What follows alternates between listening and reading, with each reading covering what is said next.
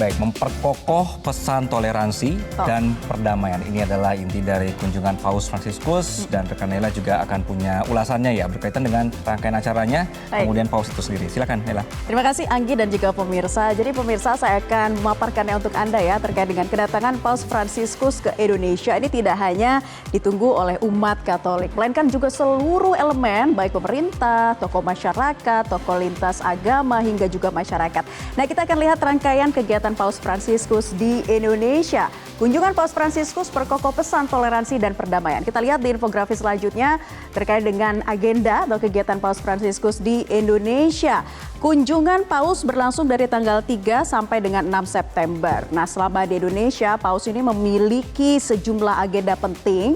Di antaranya ada pertemuan dengan pemerintah serta sejumlah kunjungan kehormatan. Nah, pada tanggal 5 September ini ada rangkaian agenda Paus yang menyiratkan pesan toleransi serta perdamaian. Ya, kita akan lihat pemirsa, Paus Fransiskus dijadwalkan bertemu tokoh lintas agama di Masjid Istiqlal sekaligus mengunjungi terowongan silaturahmi. Terowongan ini menghubungkan gereja katedral dengan Masjid Istiqlal begitu ya. Kemudian ada pertemuan dengan penerima manfaat organisasi amal di kantor KWI dan ada misa kudus di GBK dan Stadion Madia Jakarta yang kurang lebih dihadiri 86.000 umat lebih seperti itu ya.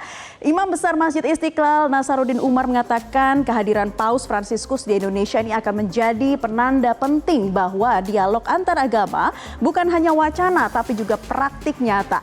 Kita akan lihat di infografis selanjutnya pemirsa terkait dengan sejarah kedatangan Paus ke Indonesia. Pada kunjungan Asia Pasifik kali ini, Indonesia dipilih menjadi negara pertama yang akan dikunjungi Paus Fransiskus dan ini adalah lawatan pertama pemimpin umat Katolik di dunia ke Indonesia setelah 35 tahun lamanya. Perjalanan apostolik ke kawasan Asia Pasifik akan menjadi perjalanan terpanjang dalam 11 tahun masa kepausan Paus Fransiskus yang kini berusia 87 tahun. Pertama, sejarahnya yaitu pada 1970 oleh Paus Paulus VI. Ini diselenggarakan pada 3-4 Desember 1970 dan kunjungan kedua pada 1989 oleh Paus Yohanes Paulus II, yakni pada tanggal 8-12 Oktober 1989 tepatnya. Nah, pada kunjungan kedua ini lebih lama dibanding Paus Paulus VI dan mengunjungi lebih banyak tempat seperti Jakarta, Yogyakarta, Maumere atau Flores, Medan dan juga Dili atau Timur Timur. Dan selanjutnya kita akan mengulas terkait kedekatan Indonesia dengan Vatikan. Seperti apa sih hubungan kedekatannya?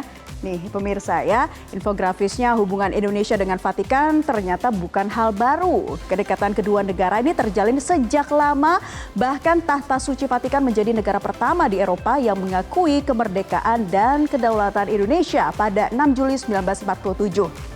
Kedekatan Indonesia dengan Vatikan juga tidak lepas dari upaya Uskup Albertus Sugijapranata pada 18 Januari 1947. Uskup Albertus bersurat kepada Kardinal Fumasoni Biondi di Vatikan. Nah, Albertus kemudian membalas surat yang awalnya dikirimkan Kardinal Fumasoni Biondi pada 20 Desember 1946.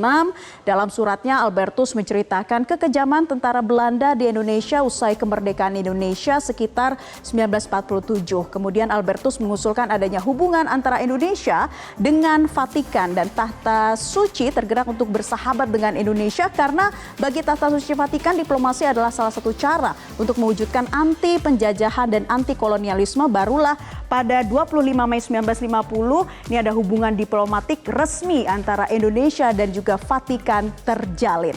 Nah, kita akan melihat di infografis berikutnya ini ada semacam pesan toleransi ya yang disampaikan oleh Uskup Agung Jakarta Ignatius Kardinal Suharyo yang menyatakan bahwa Paus ingin menghargai negara bangsa kita dan komunitas lintas agama, menghargai dan mendorong supaya persaudaraan terus dirawat dan juga dikembangkan.